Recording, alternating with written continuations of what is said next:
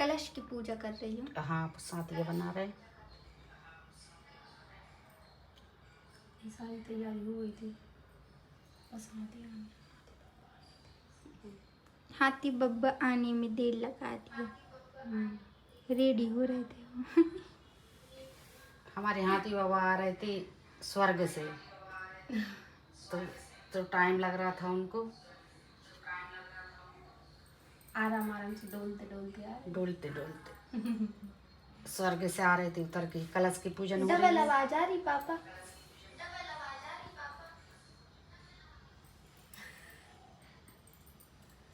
ये शिव जी का पूरा परिवार कलश में विराजमान हो गया। ये माता जी को खूब,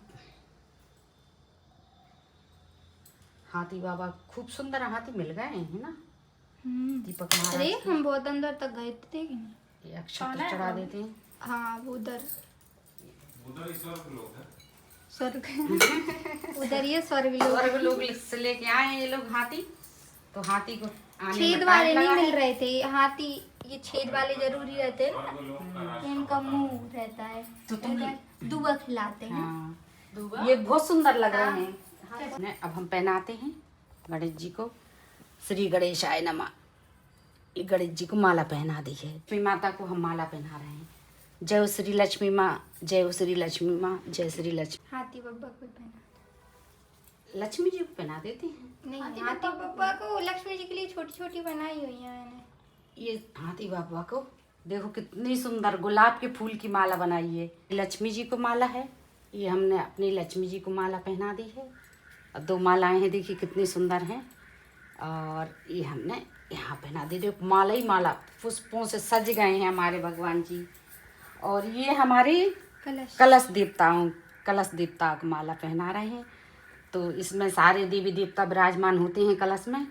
तो ये हमने कलश को माला पहना दी है। पसंद है लक्ष्मी जी को। ये बेलपत्र गणेश जी को चढ़ा दी हमने। और ये माता लक्ष्मी जी को चढ़ा दी। और ये माता लक्ष्मी जी को यहाँ चढ़ा दी हमने। जय माँ लक्ष्मी, जय माँ लक्ष्मी, जय माँ लक्ष्मी। ये हाथी बाबा को चढ़ा दी है एक। दूबा भी तो खिला। दूबा भी अभी हम दूरबा बहुत पसंद है हाथी बाबा को, गणेश जी को। तो भी दूरबा हम चढ़ा देते हैं। ये हमने दूरबा गणेश जी को चढ़ा दी है। और माता लक्ष्मी को चढ़ा दी है। कलश को भी चढ़ा दी है। और ये हाथी बाबा को हम दूरबा खिला देते हैं। हाथी बाबा को हमने दूरबा खिला दी है। जितने भी आपके पास फल हो तो आप भगवान को और खिला सकते हो। जितने भी प्रकार के हों हमने भगवान को सब कर दिया है। तिलक चंदन करना है अब। तो ये देखिए भगवान के लिए इतने सारे हैं। ये हमारी है भोग की थाली। हाथी बब्बा को अब हम लोग भोग लगाएंगे। और लक्ष्मी जी को ये उनके लिए रानी हार बनाया है, चूड़ियाँ बनाई हैं, कंगन बनाए हैं और माथे की बिंदिया बनाई है। और हाथी जी को पहनाने के लिए इसको क्या बोलते हैं? पायल बोलते हैं, कोई तोड़र भी बोलता है। टोड़ल। हाँ टोड़ल। और ये खीर प्रसाद में खीर बनाई है और अठवाई और ये खुरमी भी बनाई है और ये पपड़ी और ये अठवाई। बहुत ही छोटे होंगे। अरे है किसी किसी हाथी में तो होता ही नहीं है। चलो इसमें कम से कम मिल गया हमको किस्मत से। बना दो। जय मां लक्ष्मी। जितने पिन पा रहे हैं तो ये पतले पतले पिना दो तुम पूरा। और एक यहाँ रख दो एक प्लेट में भर के। भगवान जी प्रेम से भोग, माता रानी भोग लगाइए प्रेम से। अब हवन की वो ले आओ, हवन कर लेते हैं। ये माता रानी का श्रृंगार है।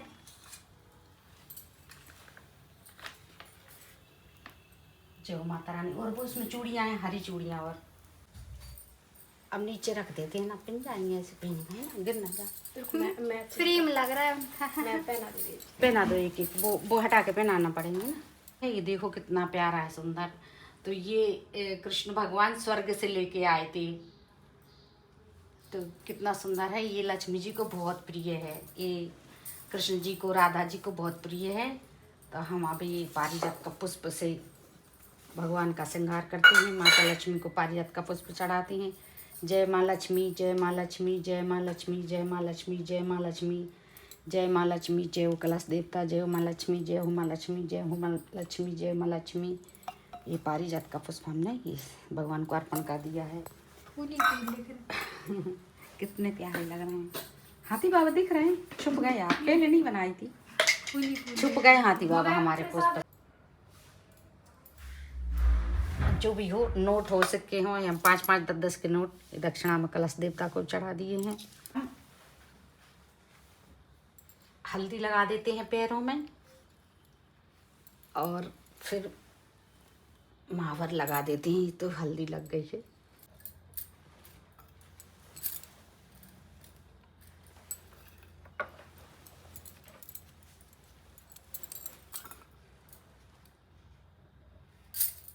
दीपक प्रज्वलित कर लेते हैं। ये हमारी बहू रानी है, अभी पूजन कर रही है। हमने कर लिया है, अभी पूजन कर रही है। हाँ ऐसे ही लगा दो, इधर इधर। लक्ष्मी या तो देखो, हाँ, तो उनके ऐसे ही मुंह लगा छुप दो। गए, मुंह नहीं पूरी छुप गई। लो पैरों में, ये पैरों में डाल दो। 16 दिए बना के 16 दिए जलाए जाते हैं और हाथी पे रखते हैं। आटे के, हाँ आटे के इसको बना लेते हैं और ये हाथी पे रखते हैं। तो हमने हाथी पे नहीं रखे हैं, क्योंकि वो फूलों से हाँ सजे क्योंकि हैं। इतने सज गए हैं, वो इतने सुंदर लग रहे हैं फूलों से कि क्या बताएं। वो रखेंगे तो बहुत मतलब छोटे छोटे दिए हाथी में दिए हैं। तो ऐसे ही हमने ये लक्ष्मी माँ के सामने नहीं वो जगह स्पेस नहीं है। हो गया। भगवान का भोग लग गया सारा। अभी खीर का भोग और दूध का भोग नहीं लगा दूं? अभी ये रख दिए हैं। हाँ लगा दो।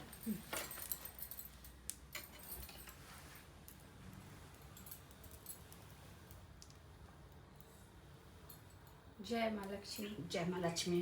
खीर खाइए, टेस्ट करके बताइए। अब चढ़ा रहे हैं। घंटी बजाई, कोई आया। एक आटी लें, उसमें 16 गठाने लगावें। क्योंकि ये व्रत होता है शुरू भादो महीने की शुक्ल पक्ष की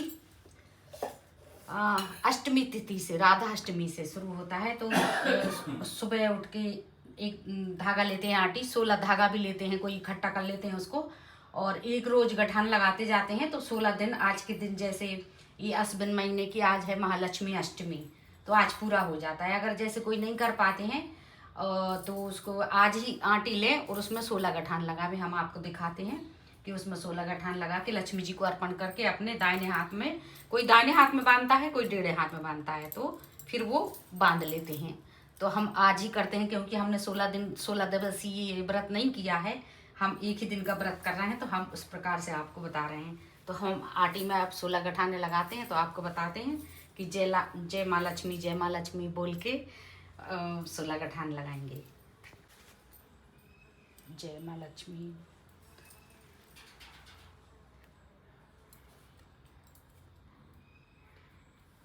जय माँ लक्ष्मी।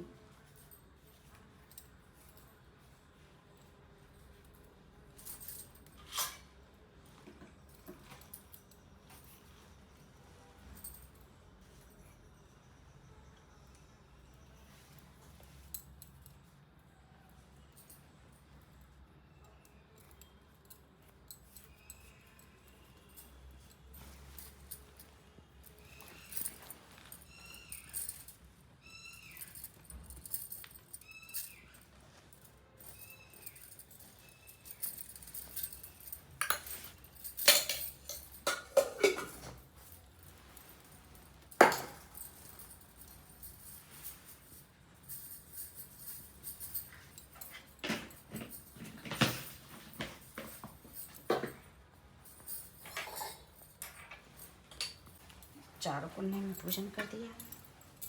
पुष्प चढ़ा दो। पुष्प ही रखा एक पुष्प ये, हाँ ये पुष्प हो गया। एक पुष्प ये।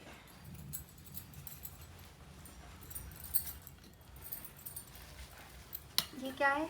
हवन सामग्री। हाँ ये हवन की सामग्री है, हवन करते हैं। बूचा आदि कृष्ण जी का।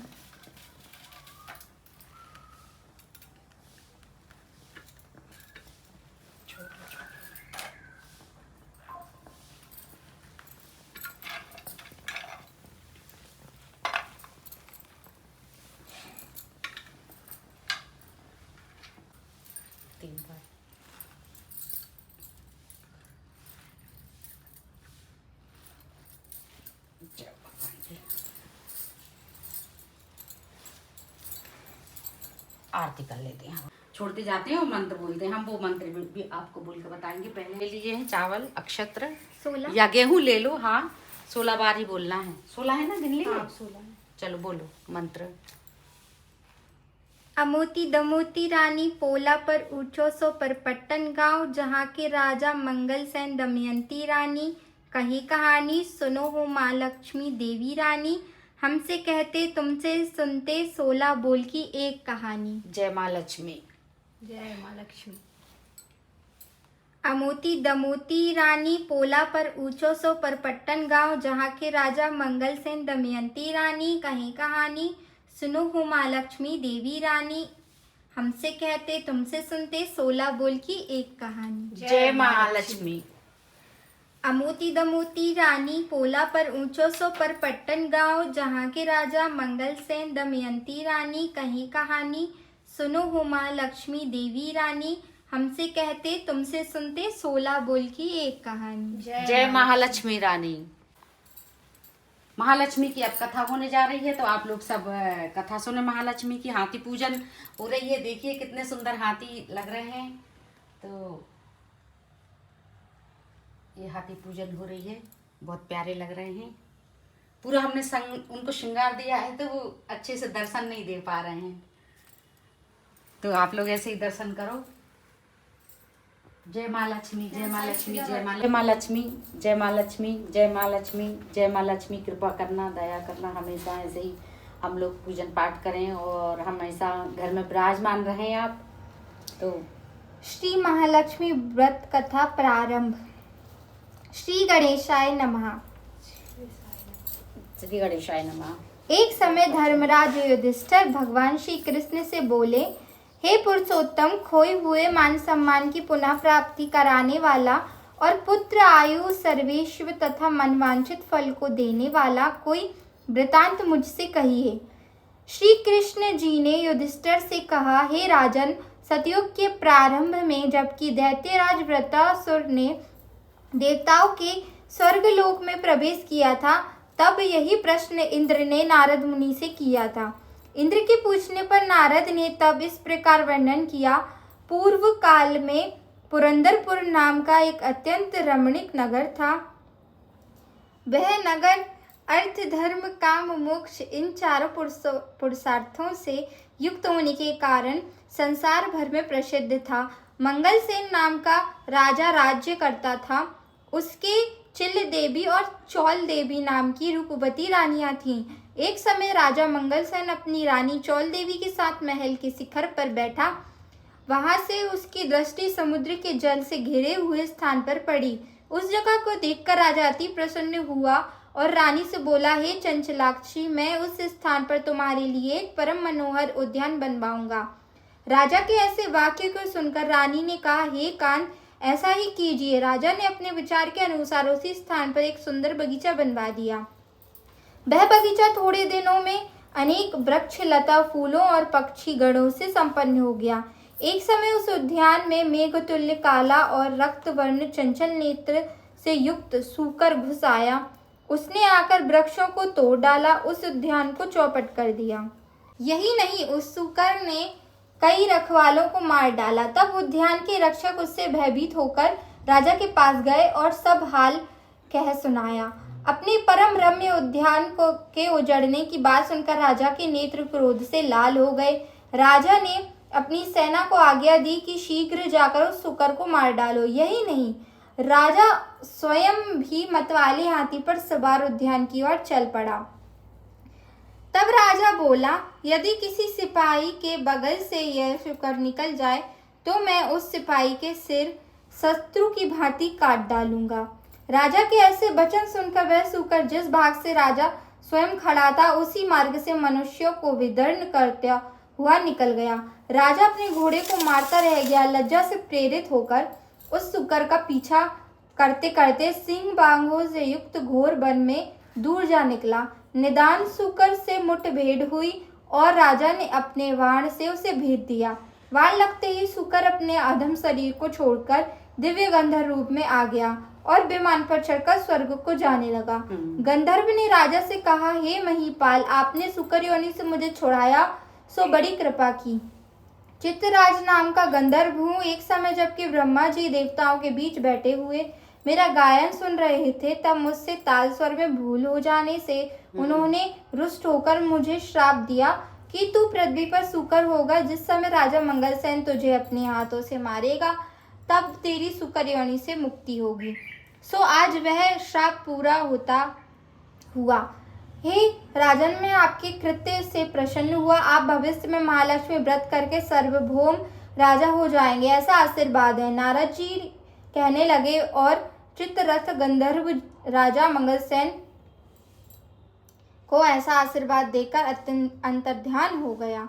राजा भी वहां से अपने नगर के लिए चलने को उद्यत हुआ। त्यों ही उसे एक ब्राह्मण दिखाई दिया। राजा ने ब्राह्मण से प्रश्न किया कि हे देव, आप कौन है? उस ब्राह्मण ने उत्तर दिया, हे राजन, मैं आपके ही राज्य का नागरिक हूँ। आप इस समय दुखी दिखाई देते हैं, कहिए मैं आपकी क्या सेवा कर सकता हूँ? राजा ने तब ब्राह्मण से कहा कि वह घोड़े को निकट के जलाशय से पानी पिला लाए। ब्राह्मण ने ऐसा ही किया। वह घोड़े को पीठ पर सवार होकर जलाशय की ओर जाता है। बटुक जलाशय के निकट पहुंचकर देखता है कि वहां दिव्य वस्त्र और अलंकार पहने हुए बहुत सी स्त्रियां कोई कथा कह रही हैं। तदंतर वह बटुक भी उन स्त्रियों के पास जाकर अपना परिचय देकर नाना प्रकार के प्रश्न करने लगा। हे स्त्रियों, आप यह भक्ति भाव से क्या कर रही हैं? इसके करने से क्या फल होता है? इन देवियों ने तरस खाकर उस ब्राह्मण से कहा कि आप एकाग्रचित्त होकर कथा सुने। यह श्री महालक्ष्मी जी की पूजा हो रही है और जो हम कथा कर रही हैं वह उन्हीं के व्रत की कथा है। इस व्रत के करने से हर प्रकार की संपत्ति प्राप्त हो सकती है, अपना खोया हुआ यश भी प्राप्त होता है, इसमें कोई संदेह ना करें। इस प्रकार बटुक को उन स्त्रियों के व्रत का वृतांत कह सुनाया। बटुक ने घोड़े को जल पिलाया और राजा के लिए कमल के पत्तों में जल लेकर वहां से लौट आया। ब्राह्मण ने लौटकर सारा किस्सा राजा को सुनाया और वही की कथा राजा से कह सुनाई। महालक्ष्मी का पूजा तथा व्रत करके राजा अपने ऐश्वर्य का भागी बनकर वन से बटुक को साथ ही लेकर अपनी राजधानी को लौट आया। सबसे पहले राजा अपने मित्र बटुक के साथ अपनी बड़ी रानी चौल देवी से महल में जाता है। रानी ने जब राजा के दाहिने हाथ में व्रत बंधा हुआ डोरा देखा तो वह राजा से रुष्ट हो जाती हैं। वन में यह डोरा किस अन्य स्त्री ने राजा को बांध दिया है? ऐसा विचार कर चौल देवी ने राजा के हाथ में वह डोरा तोड़कर धरती पर फेंक दिया। उसी समय छोटी रानी चिल देवी भी वहां आ पहुंचती हैं। वह उस डोरे को उठा लेती हैं और पास ही खड़े बटुक ब्राह्मण से उस डोरे का संपूर्ण रहस्य जान लेती हैं। दूसरे वर्ष जब महालक्ष्मी के व्रत के दिन आता है तब राजा अपने हाथ के डोरे को देखते हैं और चिल रानी के महल में व्रत और पूजा आदि का संदेश पाकर पहुंच जाते हैं। वे इस प्रकार चौल रानी से रुष्ट हो जाते हैं और चिल रानी से प्रसन्न हो जाते हैं। पूजन के दिन ही महालक्ष्मी जी चौल रानी के महल में एक वृद्ध का रूप धारण कर पहुंचती हैं। वहां चौल रानी लक्ष्मी जी का अनादर करती हैं। तब अप्रसन्न होकर लक्ष्मी जी चौल रानी को श्राप देती हैं कि तेरा मुख सुकरी जैसा हो जाएगा, तब तू अंगीरा ऋषि आश्रम में जाएगी, तब वहां के कृत्य से तू अपना स्वरूप पाएगी। इस बात चिला रानी के महल में गई। वहां रानी ने उनका बड़ा आदर किया। खुश होकर लक्ष्मी जी ने चिला रानी से कहा, रानी, मैं तेरे पूजन तथा आदर सत्कार से खुश हुई हूँ, तू वर मांग। तब चिला रानी ने प्रार्थना करते हुए कहा कि हे देवी, जो तुम्हारे इस व्रत को करे उसके घर तुम सदा निवास किया करो। जो आपके इस व्रत को कथा श्रवण करे और पढ़े उसकी आप सभी कामनाएं पूरा किया करो। मैं आपसे यही वरदान चाहती हूँ। महालक्ष्मी जी चिला रानी को वरदान देकर अंतर्ध्यान हो जाती हैं। उसी दिन चौल रानी द्वारपालों द्वारा अपनी सुक्री जैसे मुख के हो जाने के कारण अपमानित होती हैं।